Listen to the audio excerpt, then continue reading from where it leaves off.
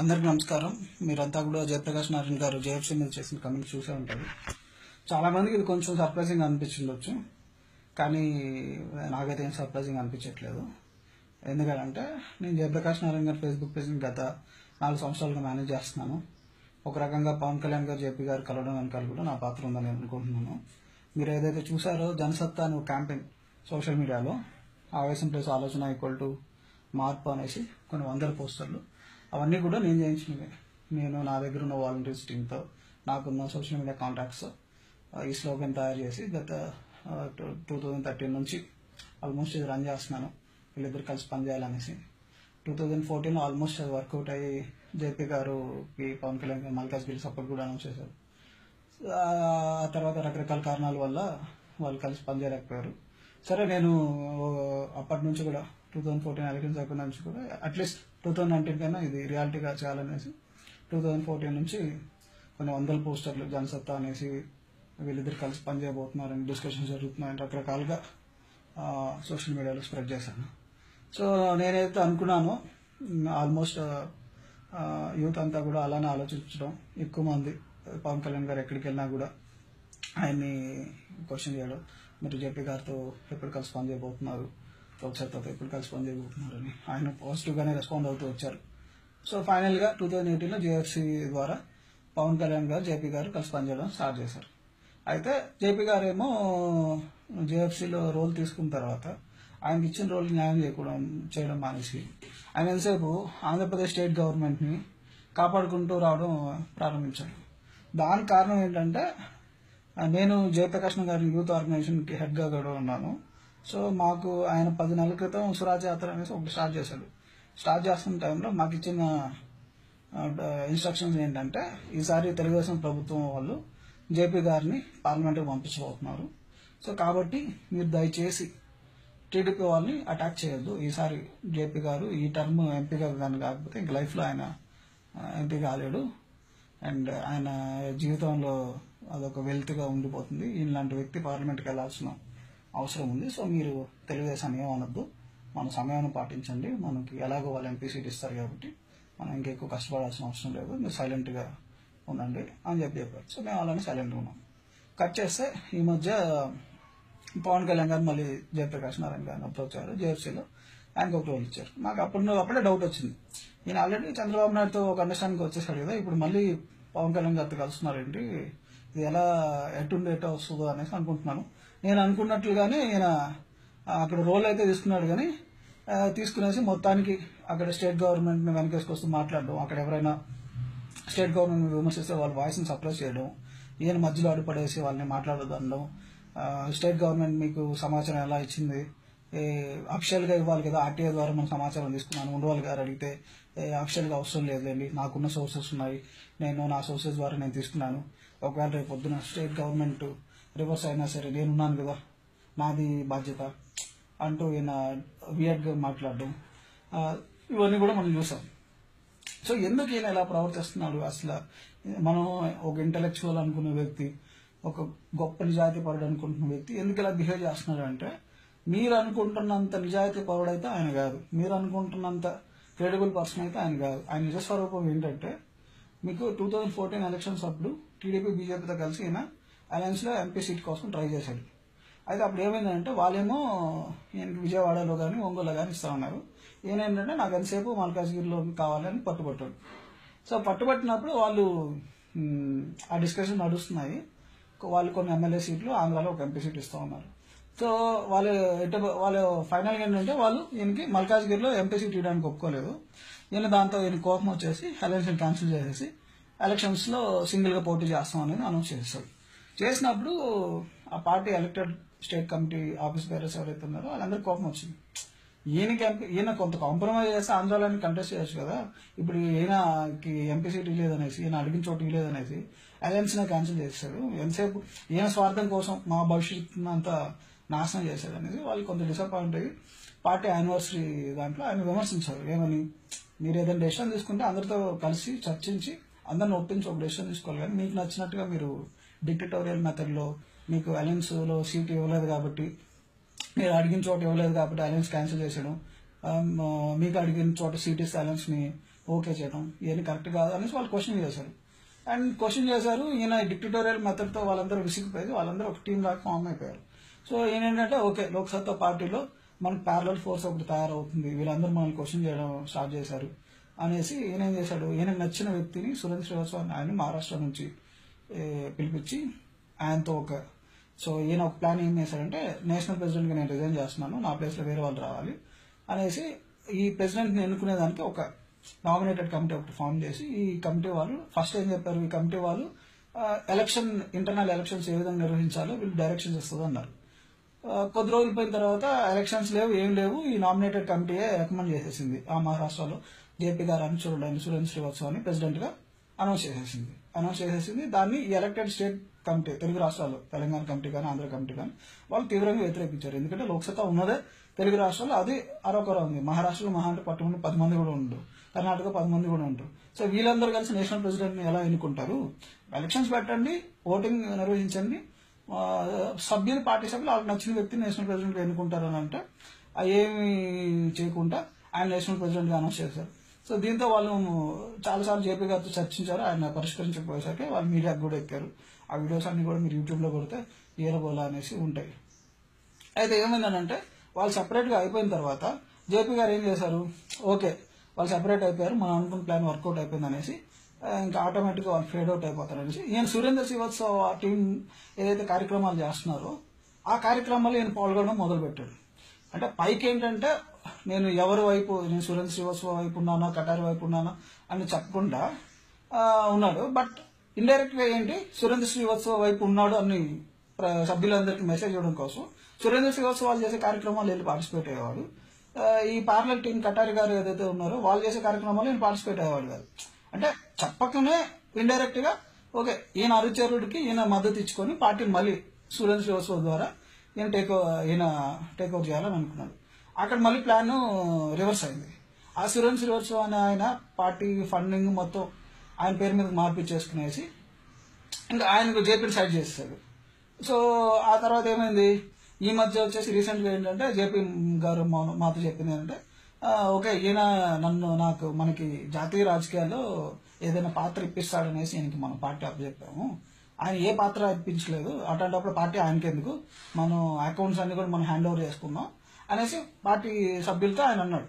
ఇప్పుడు ఏంటి మళ్ళీ సురేంద్ర శ్రీవాత్సవగా ఈయనకి నేషనల్ లెవెల్లో ఏదో ఒక రోల్ ఇప్పిస్తామన్నాడు, ఆ రోల్ ఇప్పించలేదు కాబట్టి ఇప్పుడు మళ్ళీ సురేంద్ర శ్రీవాత్సవ మీద కూడా రివర్స్ అయిపోయాడు. సో ఎప్పటికప్పుడు ఆయన స్వార్థం కోసం పార్టీలో ఉన్న నాయకులను కానీ పార్టీని కానీ ఆయన వాడుకుంటూ వస్తూ అక్కడ మీకు ఇంకొన్ని ఎగ్జాంపుల్స్ చెప్తా. కూకట్పల్లిలో రాజమౌళి గారి కిరవాణి గారి వైఫ్ ఉన్నారు కదా వల్లి గారు, ఆవిడ పనిచేస్తా ఉండేవారు. ఆవిడకి చాలా మంచి పేరు వస్తుంది. అక్కడ మంచి పేరు వస్తుండేసరికి ఈయన కొంతమంది అనుచరుల చేత ఆవిడ మీదకి రివోల్ట్ చేయించి ఒక పంచాయతీ పెట్టించారు. ఆ పంచాయతీలో ఏంటంటే జేపీ గారు వల్లి గారికి చెప్పింది ఏంటంటే ఏమండి ఇలా మీరు కూకట్పల్లిలో పనిచేస్తే మిగతా వాళ్ళకి గుర్తింపు రావట్లేదని వాళ్ళు బాధపడుతున్నారు, మీరు కూకట్పల్లి కాకుండా వేరే చోటుకి వెళ్ళిపోయేసి అక్కడ పని చేసుకోండి అని చెప్పారు. ఆవిడేంటంటే నాకేం పట్టింది కర్మ, నేను వెళ్ళి నేను నియోజకవర్గంకి వెళ్ళి పని చేసుకోవాల్సిన కర్మ ఏంటి, ఇక్కడేదో మంచి పని చేద్దాం అనేసి వస్తే మీకు వద్దని అనుకుంటే నేను హ్యాపీగా వెళ్ళిపోయి ఇంట్లో కూర్చొని నా పనులు నేను చేసుకుంటానని ఆవిడ హ్యాపీగా వెళ్ళి సినిమాగా పనులు ఆవిడ చూసుకుంటున్నాం. అంటే ఏంటి, ఈయనకు తప్పించి లోక్సత్తాలో ఇంకో వాయిస్ ఉండకూడదు, ఎవరైనా ఎదుగుతున్నారు అని అంటే వాళ్ళని తొక్కేస్తాడు. సివిఎల్ నరసింహారావు అని ఒక ఆయన ఉన్నాడు, ఆనంద్ సినిమాలో ఫాదర్ క్యారెక్టర్ చేస్తుంటాడు, కొద్ది పాపులర్ యాక్టర్. ఆయన కూడా అంతే, ఆయన సికింద్రాబాద్లో ఎంపీగా కంటెస్ట్ చేసి 60,000 ఓట్లేమో వచ్చాయి. ఆయన కూడా కొన్ని విషయాలు ఆయన విమర్శించాడు, ఆర్గనైజేషన్ని సరిగ్గా రన్ చేయట్లేదని విమర్శించాడని ఆయన తొక్కేశాడు. మిత్ర అని ఒక ఆయన ఉన్నారు ప్రజారాజ్యంలో యాక్టివ్ రోల్ ప్రొఫెషన్, ఆయన కూడా ఇంతే. అందరూ అడిగేది ఏంటంటే నువ్వు పార్టీని డిక్టటోరియల్ మెథడ్లో రన్ చేయొద్దు, డెమోక్రాటిక్ గా ప్రతి జిల్లాల్లో నిజాయితీగా పనిచేసే వాళ్ళకి బాధ్యతలు అప్పచెప్పి పార్టీని ఎక్స్పాండ్ కానివ్వు అని చెప్పి అందరు రిక్వెస్ట్ చేస్తారు. ఎవరైతే రిక్వెస్ట్ చేస్తారో వాళ్ళు సైడ్ చేయించడం, ఈయన చంచాలతో వాళ్ళ మీదకి రివర్స్ అవ్వడం, గ్రూపిజం క్రియేట్ చేయించడం, మొత్తానికి పార్టీలో నుంచి వాళ్ళని బయటకు పంపించడం, ఇది ఏం చేసే పనులు. సో చివరికి ఈయన ఎంత నీచమైన స్థితికి దిగజారుతాడంటే వైబీఐ అనేది లోక్సత్తాగా ఒక యూత్ ఆర్గనైజేషన్ ఉంది. పాపం అజీజ్ అనేసి ఒక అతను దాన్ని స్టార్ట్ చేశారు. వాళ్ళు స్టార్ట్ చేసి యాక్టివ్గా దాన్ని ముందుకు తీసుకెళ్తున్న టైంలో వాళ్ళకి మంచి పేరు వస్తుందని చెప్పేసి వాళ్ళని కూడా పార్టీ నుంచి వాళ్ళని కూడా ఆర్గనైజేషన్లో వాళ్ళు ప్యారలల్గా కొంతమంది ఈయన అనుచరుల్ని తయారు చేసి ఈ అనుచరులు వాళ్ళ మీద రివర్స్ అజిటేట్ చేసి ఆ పంచాయతీలో ఆ అజీజ్ అనే వ్యక్తి ఎవరైతే నిజాయితీగా పనిచేస్తున్నాడో ఆయన అవమానించి ఘోరంగా తిట్టి, ఇక్కడికి వచ్చే వాళ్ళంతా సెన్సిటివ్ వాళ్ళు ఉంటారు. వాళ్ళు ఏంటంటే ఇలా తిడితే లేదంటే జేపీ గారు అంటే ఒక అభిమానం ఉండి ఈయనేదో న్యాయం చేస్తాడని అనుకుని వచ్చిన తర్వాత ఈయన పార్షియల్ గా స్వార్థంగా వ్యవహరించిన తర్వాత వాళ్ళు హర్ట్ అయిపోయి బాధపడిపోయి ఆ పాపం అతను ఏడ్చుకుంటూ వెళ్ళిపోయాడు. ఇంకా ఆ రోజు నుంచి ఈ రోజు వరకు అతను మళ్ళీ తిరిగి రాలేదు. ఆయన చాలా అన్నా హజారేతో క్యాంపెయిన్స్ చేయించడము, తర్వాత చాలా మంచి కార్యక్రమాలు కార్పొరేట్ కంపెనీస్ లో సెమినార్స్ కండక్ట్ చేయించడం, చాలా కార్పొరేట్ ఎంప్లాయీస్ తీసుకురావడం, యూత్ లోకి బాగా తీసుకెళ్లారు. సో ఇలా ప్రతిసారి ఆయనకి ఏంటంటే ఆయన ఒక్కడే మీడియాలో కనిపించాలా, కొత్త రాజకీయం అంటే ఆయన ఒక్కడే వాయిసే వినిపించాలా, మీడియా ఆయన ఒక్కడే టీవీ డిబేట్స్ లో పిలిపించాలా, ఆయన ఆ ఫండింగ్ అది రేస్ చేసుకునేసి ఆయన ఇంకో పని లేదు, ఏదైతే ఈ పొలిటికల్ గా ఫండింగ్ వస్తుందో దీని నుంచి ఆయన కుటుంబం పోషించుకోవాలా. సో ఆ డబ్బులన్నీ రేస్ చేసుకునేది ఆయన వాడుకోవాలి. ఇక్కడ నెంబర్ 2 వాయిస్ ఉంటే ఏంటంటే ఫండింగ్ కూడా మిగతా వాళ్ళకి వెళ్ళిపోద్ది, మీడియా కూడా మిగతా వాళ్ళని పిలుస్తుంది. కాబట్టి ఎవరిని ఎదగనీయకుండా పార్టీని డిక్టటోరియల్ మెథడ్ లో ఆయన రన్ చేస్తున్నారు. సో ముందు ఈయన సమాజానికి ఏంటంటే ఈయన పార్టీ పరిస్థితి ఏంటి, ఈ రోజు అసలు లోక్సత్తా ప్రెసిడెంట్ ఎవరు, సురేందర్ శ్రీవత్సవ, జయప్రకాష్ నారాయణ.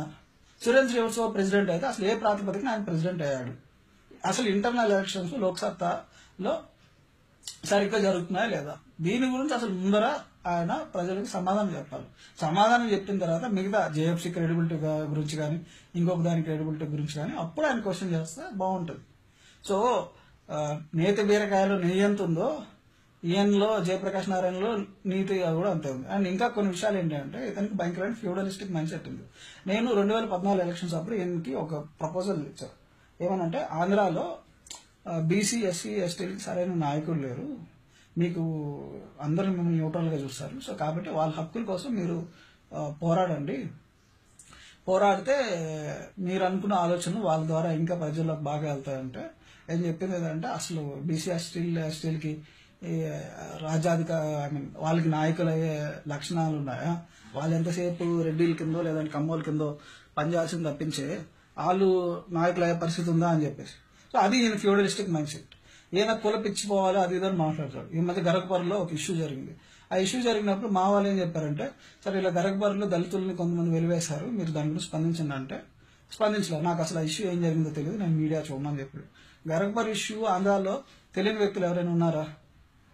కారణం ఏంటంటే ఈయన ఆ ప్రోగ్రామ్ అయిపోయిన తర్వాత ఈయన వెళ్తున్న కాలేజ్ ఏదైతే ఉందో ఆ కాలేజ్ వాళ్ళు ఎవరైతే ఆ దళితులను వెలివేశారో ఆ సామాజిక వర్గానికి చెందిన వాళ్ళు అక్కడ ఆ జిల్లాలో వెస్ట్ గోదావరి జిల్లాలో జయప్రకాష్ నారాయణ గారికి ఎక్కువ ఫండింగ్ ఇచ్చేది ఆ సామాజిక వర్గమే. ఒక ముఖ్య నాయకుడు ఒక ఆయన ఉన్నాడు, జానకి రామరాజు గారు అని, ఆయన టీం. సో ఆ రాజులు ఎవరైతే ఉన్నారో వాళ్ళే దళితులను అక్కడ వెలవేసింది గరగపర్లో. సో ఇప్పుడేంటి గరగపర్ గురించి ఏదైనా మాట్లాడితే ఏంటి ఫండింగ్ ఆగిపోద్ది ఆ జిల్లా నుంచి. సో ఈయనకి ఫండింగ్ ఆగిపోద్ది కాబట్టేసి నాకు అసలు గరగపరే అసలు ఏం జరిగిందో తెలియదు. సో అంటే కంప్లీట్ గా ఈయన తన స్వార్థం కోసం తన స్టాండ్ మార్చుకుంటూ వస్తుంటాడు అనమాట. ఈవెన్ మీకు అక్కడ ఎప్పుడైనా మనం కలవాలని ఆయన దగ్గరికి వెళ్ళాం అనుకోండి, సామాన్యులతో మాట్లాడు.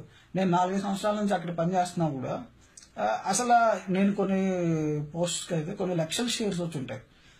ఆయన ఏదైతే వైరల్ అయ్యాయో సోషల్ మీడియాలో గత 4 years మీరు పోస్ట్ చూస్తుంటారు, అవన్నీ నేను షేర్ చేయించినవి, నేను వైరల్ చేయించినవి. అయితే కనీసం మనతో కూడా సరిగ్గా మాట్లాడు.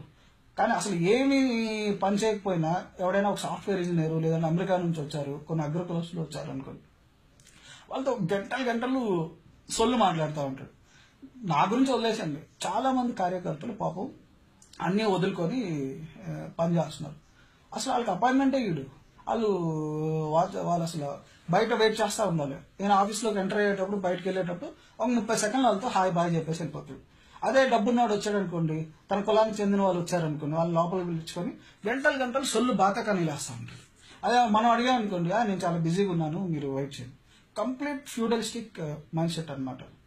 అంత స్పెషల్ స్టేటస్ గురించి పోరాడాలని నేను చాలాసార్లు రిక్వెస్ట్ చేశాను. ఏంటంటే ఆయన పోరాడలేదు. వాళ్ళు నాకు ఓటైనప్పుడు వాళ్ళు నా గురించి పట్టించుకున్నప్పుడు నేను ఎందుకు పట్టించుకోవాలి వాళ్ళ గురించి, వాళ్ళ కర్మ వాళ్ళు అనుభవించండి అని చెప్పేవాడు. సడన్ గా ఇప్పుడు ఏమైందో ఏదో ఇప్పుడు స్పెషల్ స్టేటస్ నెత్తికేసుకునేసి మొత్తం నేనే దీన్ని ప్రపోజ్ చేశాను, నేనే దీన్ని అంతు తేలుస్తాను, నేనే దీన్ని సాధిస్తాను అంటే ఇప్పుడు మాట్లాడుతున్నాడు. విషయం ఏంటంటే ఇప్పుడు ఎంపీగా ఎలక్షన్స్ దగ్గర పడ్డాయి, సో ఎంపీ కావాలి కాబట్టి ఈ ఇష్యూ కానీ టేకప్ చేస్తే కొంత పబ్లిసిటీ వస్తుంది. సో అది ఇది ఈయన భాగవతం. సో కాబట్టి ఈయనేదో నీతివంతుడు అని అనుకునేసి ఈయన సడన్ గా ఈయనేదో ఇప్పుడు జేఎఫ్సీని విమర్శించాడు కాబట్టి జేఎఫ్సీ సరిగ్గా ఫంక్షన్ కావట్లేదు అని ఏమనుకోవద్దు. ఈయన బేసిక్లీ ఇతను చాలా హిపోక్రెట్, కులగజ్జ ఉన్న వ్యక్తి, ఫ్యూడలిస్టిక్ మైండ్ సెట్ ఉన్న వ్యక్తి, ఒక అవకాశవాది. ఈయన పార్టీని రన్ చేసిన విధానం నేనే కాదు, ఇంకా భవిష్యత్తులో చాలా మంది రాబోతున్నారు. ఈ స్టేట్ కమిటీ లీడర్స్ ఎవరైతే ఉన్నారో వాళ్ళందరినీ కూడా రిక్వెస్ట్ చేస్తాను బయటకు వచ్చి మాట్లాడమని. వాళ్ళందరూ కూడా మాట్లాడతారు. మాట్లాడిన తర్వాత అసలు ఈయన భాగవతం ఏందనేది ప్రజలందరికీ తెలుస్తుంది. జై హింద్.